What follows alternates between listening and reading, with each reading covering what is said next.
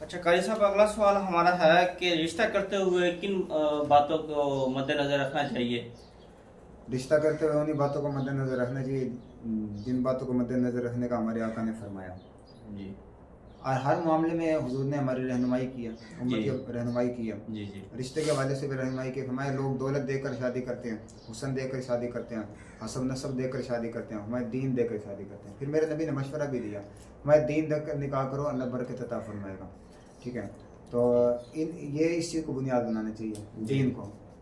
और थोड़ा सा इसके अंदर ये भी है कि तहकीक भी कर लेनी चाहिए ना रिश्ते पे, रिश्ता जी करते जी हुए जी थोड़ी। हमें तहकीक करने वाला कोई नहीं मिलता। जी ऐसे ही। अब्बा जी कहते हैं वो मेरी बहन घर आ गई थी, मैं बिल्कुल। मजबूर हो गया था, क्या करता, बच्चे का रिश्ता कर दिया।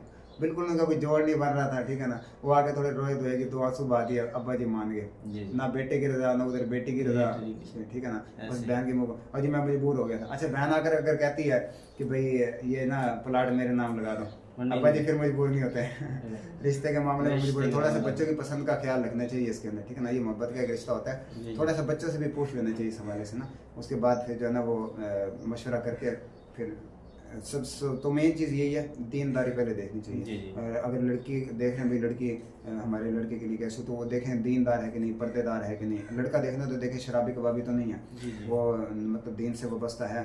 तो जब दीन होता है ना ताहिर भाई, जी, लड़की जी। और लड़का दीन से वाबस्ता होते हैं, उनका घर बहुत अच्छा चलता है अल्हम्दुलिल्लाह। माशा- दोनों को एक दूसरे के हकूक पता होते हैं ना, पता होता है। घर ज़बरदस्त चलते हैं, घर जन्नत बन जाता है उनका। तो दिन के रिलेटेड हो गए सारे मसले हाँ मसाइल हाँ, हल हो बिल्कुल जाएंगे। बिल्कुल ऐसे ही। हाँ, एक दूसरे के हकूकों को पता होते हैं ना। तो अच्छा कारी साहब, एक ही मर्तबा 3 तलाक देने से क्या तलाक हो जाती है? हो जाती है, और 3 तलाक़ें हो जाती हैं। एक ही बार? मतलब एक ही बार बंदा जो कहते हैं ना भाई ये 3 तलाक हैं, हाँ उससे जी 3 ही वाक़ई हो जाती है। जैसे कई लोग एक शुमार करते हैं हाँ जी ऐसे ही इसको, है। दूसरे मसालिक वाले लोग तो है ना वो कहते हैं एक तलाक जो है ना ये होती है 3 बार। एक बार अगर एक ही दफ़ा में 3 बार बोल दो तो अच्छा। अहले सुन्नत के नज़दीक, हनाफ के नज़दीक जो है ना वो अगर उंगलियों के इशारे से भी कहते हैं भाई इतनी तलाक हो, 3 तलाक़ें हो जाती हैं। अगर ये बोल दिया भाई तो ये 3 तलाक़ें हैं, या ये बोल दिया तो ये तलाक है तलाक है तलाक है, 3 दफ़ा ये लफ्ज़ अदा कर दिया, तब भी 3 तलाक़ें वाक़ई होती है। वो बीवी उस पर जो है वो हराम हो जाती है। जी।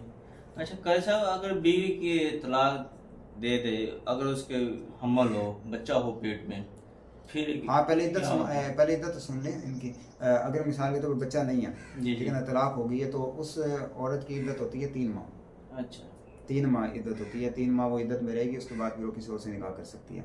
अगर बच्चा पेट में था और शौहर ने तलाक दे दी। अच्छा, कोई लोग इसमें भी कहते हैं जी तलाक नहीं हुई, अच्छा। वो कहते तलाक हुई नहीं है, हाँ, वही पेट में बच्चा था, तलाक नहीं हुई, हाँ जी। तलाक हो जाती है। तलाक हो जाती अगर है। बच्चा पेट में, तलाक फिर भी हो जाती है। तो लेकिन फिर इसमें इद्दत का मसला वो ये है कि तलाक अगर शौहर ने इस सूरत में दी कि औरत हामिला थी, तो फिर जब तक बच्चे की पैदाइश नहीं हो जाती, जी चाहे वो 4 माह बाद हो, 5 माह बाद हो, 6 माह बाद हो, जब तक बच्चे की पैदाइश नहीं हो जाती तब तक औरत निकाह नहीं कर सकती, वो समझे इद्दत में ही रहेगी। अच्छा, इसी तरीके से जिसका खामद फोत हो जाता है उसकी इद्दत ना 4 माह 10 दिन होती है उस औरत की। लेकिन वो खामद तब फोत हुआ कि उस दौरान बीवी हामला थी। तो अब वो जब तक उसका जो हमल चलता रहेगा, जब तक वो बच्चा जो है वो पेट के अंदर है, जब तक उसकी डिलीवरी नहीं हो जी, जाती, जी। तब तक जो है वो औरत वो भी इद्दत में ही रहेगी, चाहे वो 6 माह बाद हो, 7 माह बाद हो। जब भी वो औरत इद्दत में रहेगी, जब वो बच्चे की पैदाइश हो जाएगी उसके बाद वो इद्दत खत्म होगी उसकी। अच्छा अच्छा। अगर कैसा तलाक हो जाती है तो बीवी दोबारा रुजू करना चाहती है, दोबारा घर आना चाहती है, उसका क्या तरीका था? हाँ, शरीयत क्या कहती है हाँ, उसको? अगर 3 तलाक़ें दे दी है ना, जी। तो अब तो दोबारा उनका घर आपस में नहीं बस सकता। ठीक है ना, उसके लिए फिर एक हलाले की सूरत होती है, यानी कि वो इद्दत गुजारेगी। इद्दत गुजारने के बाद फिर वो किसी और मर्द से निकाह करेगी, बगैर इस शर्त के कि भाई तू मुझे बाद में छोड़ देना, जी, मैं जी। हलाला करिए। वो ये शर्त नहीं रखी जाएगी। वो चाहे तो फिर वो ना भी दे तलाक उसको। जी, ऐसे। अगर शर्त रखी जाए तो ये हलाला निकलेगा नहीं फिर। निकलेगा। ठीक है ना, तो बगैर किसी शर्त के किसी और मर्द से वो निकाह करेगी। उसके निकाह में वो चंद दिन रहे, उसके बाद फिर वो उसको तलाक दे अपनी मर्जी से, अपनी खुशी से तलाक दे। उसके बाद फिर वो उस मर्द की इद्दत गुजारेगी।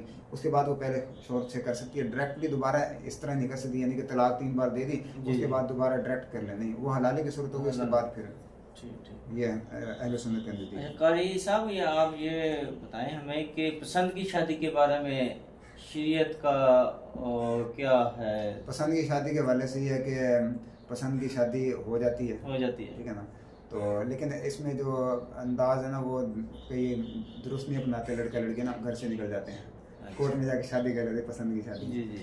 ठीक है ना, तो ये अंदाज गलत है, इससे ना इज्जत दाव पे लग जाती है, अपनी इज्जत भी, अपने माँ बाप की इज्जत भी, ठीक है ना।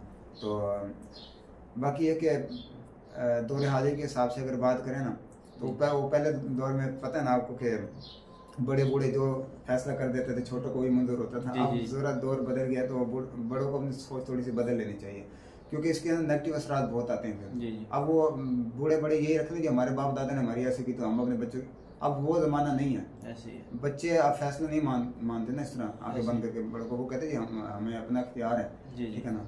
तो ऐसी सूरत में आप देखो ना, अगर मिसाल के तौर पर वो बड़े अपना फैसला कर देते, कहते हैं जी हम अपनी मर्जी से करेंगे, वो कर भी देते हैं ना, वो घर नहीं चलते, चैन नहीं। वो घर नहीं चलते, वो लड़की घर से निकल जाती है, ऐसे। वो जिससे मोहब्बत करती है उसके साथ निकल जाती है, ऐसे। फिर क्या करोगे बताओ, इज्जत आओ पे। अच्छा वो बाद दफ़ा जहर खा लेती है, बिल्कुल ऐसे। लड़का खुदकुशी कर लेता है, तो ये नेगेटिव असरात बहुत आते हैं।